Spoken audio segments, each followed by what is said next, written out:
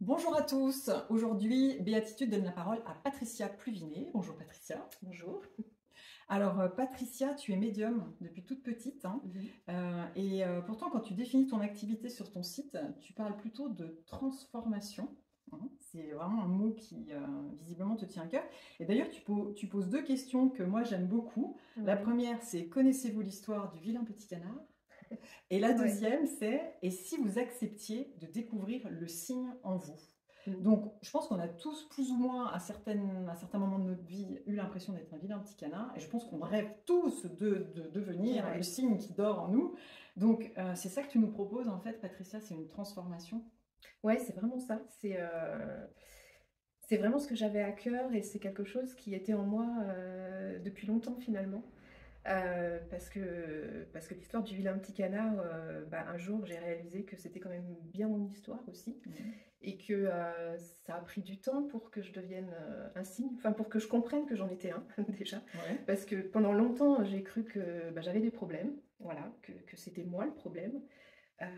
Jusqu'à ce que je comprenne que je prenais pas les choses dans le bon ordre et que je n'étais pas forcément au bon endroit avec les bonnes personnes comment dire, avec lesquelles j'étais bien, avec lesquelles je pouvais vraiment discuter de ce qui m'intéressait, etc.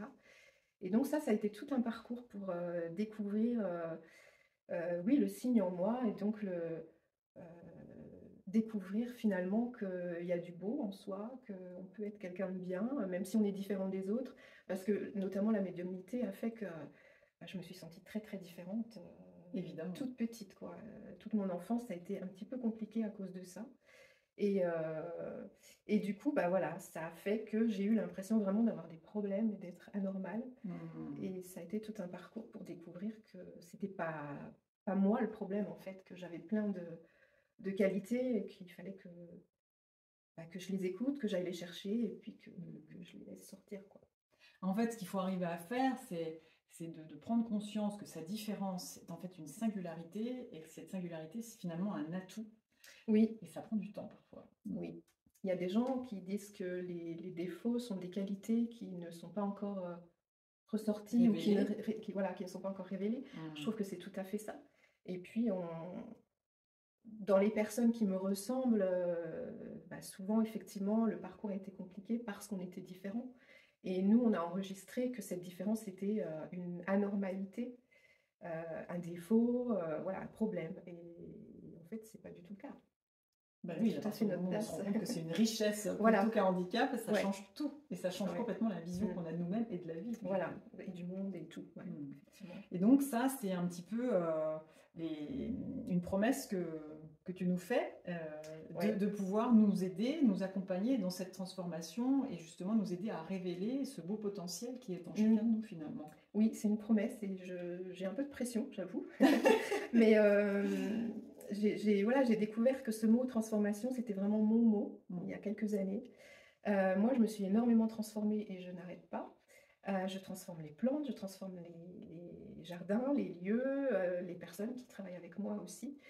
Euh, ouais, c'est vraiment mon mot. Il n'y a pas de souci, c'est sûr. Et si j'emprunte la voie de l'alchimie depuis quelques mois, c'est pas par hasard, puisque l'alchimie, c'est l'art de la transformation. Ouais, Donc, je suis en exactement. plein sur mon chemin, je ne le savais pas. Voilà, et du coup, en fait, peut-être que je peux expliquer pourquoi c'est né cet accompagnement-là. C'est que Ben, justement, j'étais... ouais, oui, on va en parler, Ouais. bien sûr, parce que pour nous emmener vers cette transformation, Mm. tu as choisi justement ce que tu as appelé le voyage alchimique. Ouais, C'est quelque chose qui se fait sur 10 jours, oui. mais sur un long, enfin, C'est sur une étalé longue sur 7 période. mois Voilà, sur en 7 mois. groupe et puis en individuel. Voilà, Mm. on s'organise ensemble, donc ça peut être sur un an Oui, finalement. voilà, Mm. parce qu'on suit les saisons, justement, c'est un petit peu Oui, aussi et puis en fait, il y a des potentiellement le temps but. d'intégration surtout qui C'est sont ça. très importants. Ça n'aurait pas de sens de faire 10 jours à la suite en fait. Ouais, c'est ça. Et oui, faut faire une séance, intégrer les changements, et Oui, puis qu'on puisse se rendre compte de ce qui a oui, bougé. Mhm. ouais, ouais, Ça, c'est c'est important important. avant Ouais. d'entamer la deuxième phase. Donc, en quoi va consister ce voyage? Tout un Alors, programme. ouais, ce voyage, du coup, c'est le voyage alchimique parce que on va être aidé par les éléments et par la nature. La nature, c'est le grand enseignant pour les alchimistes.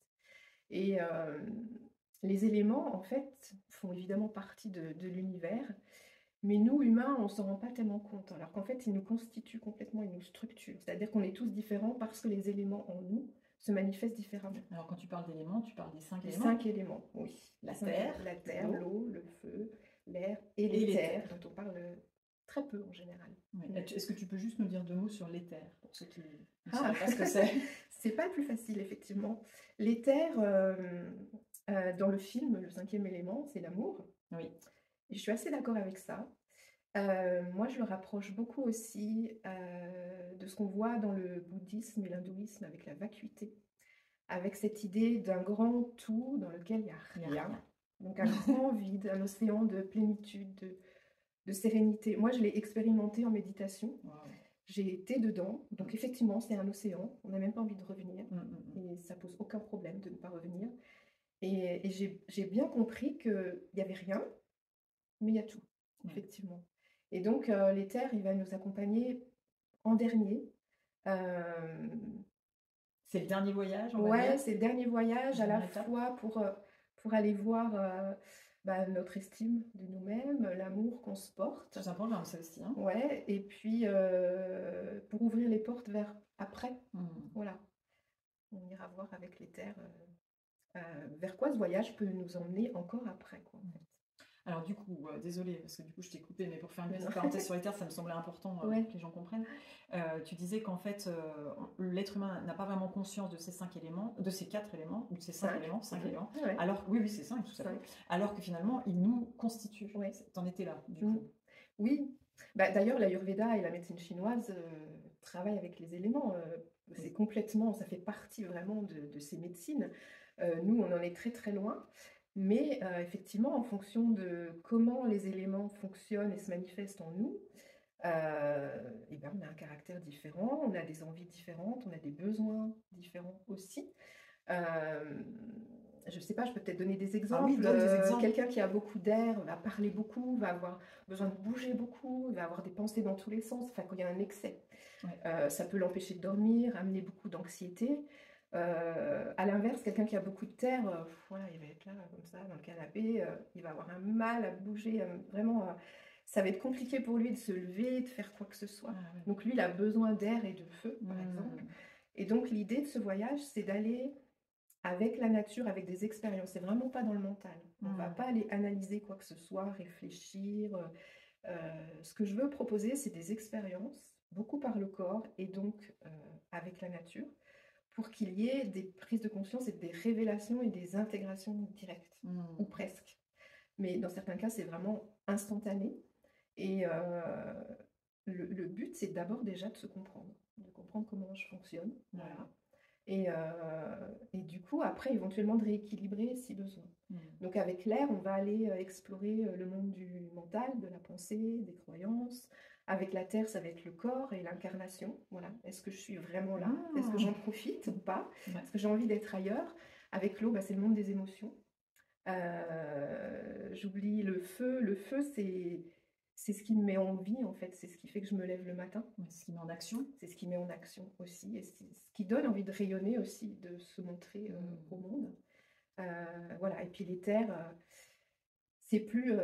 c'est plus subtil. C'est plus subtil, ouais. Ouais. Et donc, lui, il va nous emmener... je pense que ça va être vraiment en fonction de tout ce qu'on aura traversé déjà. Puisque ça va... En groupe, c'est vraiment un petit groupe de 7-8 seulement, pour que ce soit quand même individualisé, parce que on va aller visiter des choses qui peuvent nous bousculer. Il va y avoir beaucoup de prise de conscience. Donc, moi, je veux être là pour tout le monde. C'était hors de question pour moi d'avoir 20 personnes. Je pense que c'est pas du tout le même accompagnement. Ouais. Super. Et du coup, ça s'adresse à qui? Alors, à la base, j'ai eu cette idée parce que j'étais frustrée de voir des personnes qui venaient en consultation. Certaines ne venaient pas régulièrement, en fait. Et par rapport à d'autres qui venaient très régulièrement, il y avait un écart énorme, puisque celles qui venaient régulièrement se transformaient, justement, même avec des gros traumatismes. Et les autres revenaient au bout de X mois, toujours un peu avec les mêmes problématiques. Oui, parce qu'en fait, ça va mieux, donc on se dit, oui, donc c'est bon, on n'a pas besoin de tourner. Et puis en fait, la problématique revient. Oui. Parce qu'on sait que ce sont des schémas répétitifs Ouais. généralement. Ouais. Et du coup, on se dit, ah bah tiens, je vais peut-être retourner voir Patricia parce qu'elle m'a fait du bien la dernière fois. Voilà. Sauf que pour moi, c'était un peu frustrant et je trouve que quelque part, ça sert à rien. Et donc, j'avais envie de quelque chose de plus engageant. Donc, du coup, ça s'adresse à des personnes qui ont vécu des gros traumatismes parce que ça a été ces dernières années vraiment mes clientes. Mais pas que, c'est-à-dire qu'on peut avoir l'impression que quelque chose bloque, qu'on n'est pas à notre place, on revient au vilain petit canard finalement, qu'on n'arrive pas à faire ce qu'on veut, qu'on n'arrive pas à avoir la vie qu'on veut, qu'on n'arrive pas à s'exprimer comme on voudrait. Voilà, on sent qu'il y a quelque chose qui ne va pas, ou on est perdu aussi. Il y en a beaucoup qui sont perdus, qui ne savent plus pourquoi elles se lèvent aussi. Et donc, voilà, c'est vraiment à la fois pour faire le point. En fait, quand je disais tout à l'heure que c'est pour apprendre à se connaître, ça permet aussi de se donner ce dont on a besoin, en fait. Et tant qu'on ne se connaît pas, on fait ce que la société nous dit, on fait ce que les autres nous conseillent, on fait comme les autres. Mais là, l'idée, c'est vraiment de s'apporter ce dont on a besoin et puis de prendre sa place, de s'écouter et d'avoir aussi un regard sur les autres différents. Parce que plutôt que de dire, lui, il me fatigue, il est tout le temps en train de parler, on pourra se dire, à lui, l'air, il en a beaucoup. Ouais, voilà. Enfin, voilà, ça change complètement la vision des choses. Ouais, c'est vrai que c'est très intéressant. Et tu proposes aussi aux gens qui sont déjà thérapeutes ou accompagnants, parce que c'est pas parce qu'on est thérapeute et accompagnant que ça y est, on a tout réglé, on a tout compris de nous, on est hyper bien dans nos baskets, malheureusement. Voilà, donc tu proposes aussi à... Oui, parce que de toute façon, c'est la vie d'avoir des hauts et des bas et de vivre des situations. Mais en plus, c'est vrai que j'accompagne quand même beaucoup depuis le début les gens par rapport à l'intuition, le développement de l'intuition, la peur par rapport à la médiumnité ou à tout ce qu'on peut percevoir. Et donc, ça peut être aussi l'occasion d'aller enlever des peurs, des blocages, et puis de développer ses perceptions, notamment par l'ancrage, mais pas que. De toute façon, oui, cet accompagnement va nous accompagner là-dessus.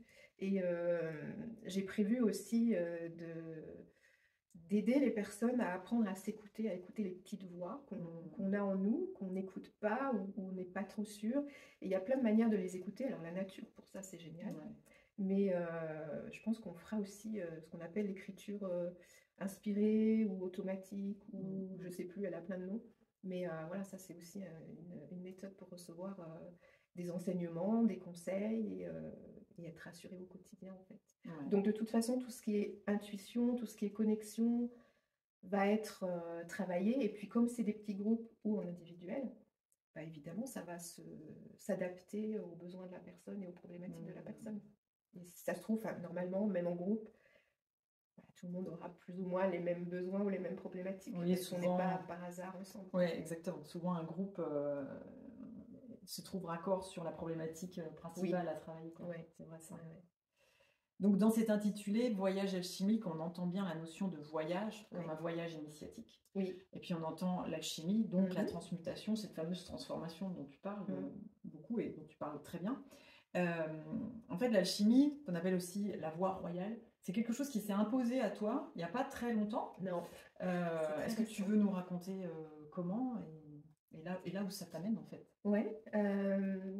Alors en fait, moi, ça fait quand même longtemps que ça me fait pétiller.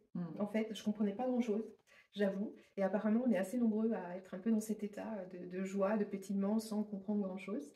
Et puis, j'ai reçu des soins chamaniques l'été dernier par un chaman, mais qui est alchimiste aussi.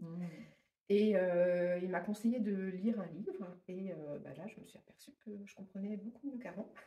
Il y a vraiment plein de choses qui se sont ouvertes. Et dans la foulée, je suis tombée sur une conférence sur l'alchimie végétale. Et l'alchimie végétale, c'est quelque chose dont j'entends parler depuis des années. Et moi qui suis herboriste, ça ne me parlait pas trop. Je trouvais ça super compliqué. Et moi, j'aime bien quand c'est simple. Et là, en fait, j'ai été émerveillée. Et vraiment, je me suis dit, c'est ça que je veux faire. Et en même temps, il y avait le mental qui me disait, non, c'est compliqué, c'est long, tu n'y arriveras pas, comment tu vas faire? Enfin bon, bref. Il est pénible, il est très présent quand même. Mais j'ai réussi, moi j'arrive bien quand même à lui dire non mais c'est bon, laisse-moi faire mes expériences. Et puis en fait après ça a été une autoroute. Je me suis initiée très vite. J'ai fait mes premiers élixirs spagyriques très vite. Et Spagirique, tu dis? oui, alors en Qu'est-ce que ça veut fait, dire ça, on appelle spagirique? ça, les élixirs alchimiques, on appelle ça des élixirs spagiriques. Ok. Voilà, c'est le terme qui est employé pour les élixirs. C'est-à-dire que quand on travaille avec les plantes, elles vont passer par des étapes de transformation, encore une fois, par l'eau, par le feu, etc. Ça peut prendre au minimum un mois, mais ça peut prendre des années en réalité. Et c'est évidemment l'alchimiste qui se transforme aussi pendant cette transformation de la plante. Et ça, c'est assez fascinant. Et donc, on obtient, au bout de cette transformation, on obtient un élixir. Voilà. Qu'on peut ingérer dans de l'eau, qu'on peut mettre dans de l'huile pour en mettre sur soi, on peut faire un baume, enfin, on peut faire toutes sortes de choses. Et les élixirs, en fait, vont travailler sur vraiment tous les domaines, c'est-à-dire spirituel, énergétique, émotionnel, physique. Je crois que j'en oublie, je ne sais plus, mais ça travaille vraiment à tous les niveaux en nous, contrairement à tout ce qu'on peut trouver d'autre avec les plantes. À base de plantes qui existent déjà dans le commerce. Oui. Parce que là, on utilise le corps, l'âme et l'esprit de la plante. Et donc, ça va vraiment agir sur tous les niveaux en nous. Donc, en fait, on dit que les plantes, les élixirs, vont nous montrer nos ombres. Ça fait remonter nos ombres, en fait. Alors, ça peut être des traumatismes, parfois, c'est pas très drôle. Mais ça peut être aussi des émotions, des situations qu'on a vécues, ou du transgénérationnel aussi. Ça peut faire partie de la société aussi. Et en fait, ça les transmute, effectivement. C'est-à-dire que la transmutation, c'est la transformation du plomb en or. Et donc là, en fait, tout ce qui nous plombe va être transformé. Et avec certaines plantes, voilà, en lumière, et en tout cas en quelque chose qui va plus nous bloquer, nous faire mal, nous embêter. Et il y a certaines plantes donc qui transmutent, mais dans l'instant. C'est assez hallucinant. Je viens, il n'y a pas très longtemps, là, d'explorer des choses bien, bien, bien lourdes de mon histoire. Et donc, voilà, au moment où la plante m'a montré, j'étais pas très bien, hein, j'ai pas passé un super moment, mais ça a été... ouais, ça me fait penser à une bulle de savon qui éclate, quoi. C'était fini. C'est-à-dire que si j'avais découvert ça en thérapie classique, ben forcément, j'aurais été pendant une période pas bien du tout. Il aurait fallu que je digère, j'aurais été dans la colère probablement, dans la tristesse. Enfin, j'ai déjà traversé ce genre de truc autrement. Ça peut prendre des mois où on n'est pas bien. Et là, le jour même, j'étais bluffée parce que je me disais, mais je comprends pas, j'ai l'impression que c'est comme si c'était rien passé, quoi. Alors qu'on était en train de... Enfin, on m'avait envoyé une bombe un peu quelque part, quoi. Mais elle est passée, elle a été digérée instantanément grâce à la plante. Que j'ai pris après en cure. Et que tu as pris après en cure. Oui. Donc en fait, ce que tu proposes avec tes élixirs, c'est en fonction de la... Tu m'arrêtes hein, si je suis complètement à côté de la plaque. C'est de rencontrer les personnes et en fonction de leurs problématiques, de leur proposer un élixir. Ou alors que la personne, tu l'accompagnes dans la fabrication de son élixir. Non, alors pour le moment, on ne l'accompagne pas dans la fabrication. Dans le voyage alchimique, on va faire beaucoup de choses avec les plantes. Donc on va fabriquer des élixirs floraux, des baumes, des infusions, des fumigations, on va faire beaucoup de choses. L'élixir spagirique, on le fera peut-être en individuel, mais c'est très très long. Donc en groupe, ça me paraît pas gérable. En plus petit groupe, pourquoi pas, mais pas 7-8 personnes, c'est déjà trop. Par contre, dans mon accompagnement avec les élixirs, alors pendant le voyage, les gens vont tester les élixirs et vont être accompagnés par les élixirs que je vais leur proposer en fonction de ce qu'ils sont en train de traverser, des problématiques, du vécu, en fait, des blessures. Et sinon, en fait, ils sont proposés à la vente sur mon site, puisque j'ai un site pour tout ce que je propose avec les plantes, qui s'appelle Une fée au jardin. Oui, du coup, tu as 2 sites alors. Ouais, j'ai 2 sites. Okay. Ouais. Peut-être qu'un jour, ce sera regroupé, ce serait... Mais c'est pas grave, on mettra les 2. Hein. Ouais. Comme ça, Mais du coup, j'ai 2 sites. Il y a uneféaujardin.com et puis il y a Patricia Pluvinel. Et donc, les élixirs spagiriques, comme les élixirs floraux, les infusions, etc., sont sur la boutique d'Une fée au jardin, où je décris ce que l'élixir apporte pour que les gens puissent cibler, en fait, voilà, en fonction de leurs besoins. Et après, évidemment, ça peut être intéressant de m'appeler. Si on ne fait pas un accompagnement avec moi, on peut au moins m'appeler pour en discuter et que je puisse orienter. Voilà. Et d'ici quelques temps, quand j'en aurai un peu plus, je pourrais proposer des élixirs sur mesure aussi. Parce que ça me paraît assez indispensable. C'est super, en tout cas c'est passionnant, on a vraiment envie là. Alors sur ton site Patricia Pluvinet, on peut trouver donc justement ce voyage alchimique que tu expliques, et tu proposes d'autres choses, donc ça aussi on peut le découvrir, notamment tu proposes des ateliers, l'atelier La nature de soi aussi. Ouais. Oui. Là aussi c'est en rapport avec la nature, on va complètement. aussi comprendre un petit peu mieux ces blocages et essayer de s'en libérer grâce à la nature. Oui, en fait, c'est exactement comme une constellation familiale pour les gens qui y connaissent. C'est-à-dire qu'en constellation familiale, si on fait ça avec d'autres personnes, les personnes vont jouer le rôle de nos parents, par exemple, grands-parents, etc., ou des situations. Quand on fait ça en individuel, les personnes, les thérapeutes prennent des coussins, des cartes, différents objets. Des étiquettes. Voilà. Et dans la nature, en fait, ça peut être un arbre qui va jouer le rôle du père ou du patron ou du travail. Les ronces vont jouer le rôle de nos blocages, etc. Et moi, j'adore cette séance parce que c'est en général assez ludique. Et puis, c'est pareil, c'est très simple. Il y a une espèce d'évidence qui fait qu'à la limite, on peut presque se demander à la fin si ça a servi à quelque chose. Parce qu'en fait, on a digéré, et puis le fait d'être dans la nature fait qu'on n'est pas dans le mental. Donc quand je pose les questions aux gens, ils ne sont pas en train de réfléchir pour trouver la réponse. Si je leur dis, il y a un arbre là, juste à côté de toi, pour toi, c'est quoi dans ta vie? Ils vont me répondre tout de suite. À aucun moment, ils vont me dire, bah non, c'est pas ma mère. Enfin, c'est évident. C'est un arbre, quoi. Voilà. non, mais vraiment, et du coup, c'est intéressant. Donc ça va faire partie aussi des voyages alchimiques. Oui, du coup, tu vas l'intégrer dans le voyage alchimique. Oui, parce que c'est des accompagnements, ça, qui sont avec des belles transformations. Moi, je me fais des séances toute seule aussi, parfois, quand il y a quelque chose que je ne comprends pas et que j'arrive pas à défaire, quoi, parce que ça fonctionne vraiment très, très bien. C'est assez magique. Ça aussi, c'est magique, ouais. Il y a beaucoup de magie dans... Oui, c'est quand même bien mon truc, ça, la magie depuis de toute petite. Comme dit la langue des oiseaux, qu'affectionne Patrick Bornstein, le fameux alchimiste, l'âme agit quand il y a de la magie. Oui, donc c'est tout à fait c'est chouette. Et en fait, tu accompagnes aussi, tu fais un accompagnement en ligne. On peut trouver une formation en ligne pour apprendre à gérer ses émotions. Parce que ça, c'est quelque chose aussi qui tient beaucoup à cœur. Tu en as fait un livre d'ailleurs, Happy Sensible, donc dans lequel tu racontes un petit peu ton parcours. Et puis dans lequel tu expliques que l'hypersensibilité, c'est pas forcément un drame. Enfin, je veux dire un drame. C'est quelque chose qui n'est pas facile à vivre, on en a bien conscience. Il y a beaucoup d'enfants actuellement qui sont des hypersensibles, mais des adultes aussi, qui étaient des enfants hypersensibles et qui sont forcément devenus des adultes hypersensibles. Et donc tu apprends un petit peu à travers cet ouvrage à appréhender cette hypersensibilité. Oui, j'avais envie d'expliquer ce que c'était, et puis surtout, à travers mes séances en énergétique, je me suis rendu compte que les hypersensibles avaient tous le même profil énergétique, en fait. Il y a vraiment des choses qu'on retrouve, et dans tous les livres que j'avais lus, j'en avais jamais entendu parler. Et en fait, ce profil énergétique permet de comprendre ce qui se passe. Et la bonne nouvelle, je trouvais, c'était que on peut faire en sorte que ça évolue et qu'on ne subisse plus cette hypersensibilité. Parce que j'ai entendu beaucoup de gens dire « Oh, on est hypersensible à vie, de toute façon, on ne peut rien y faire ». Non, c'est pas vrai, parce qu'à la base, il y a des blessures.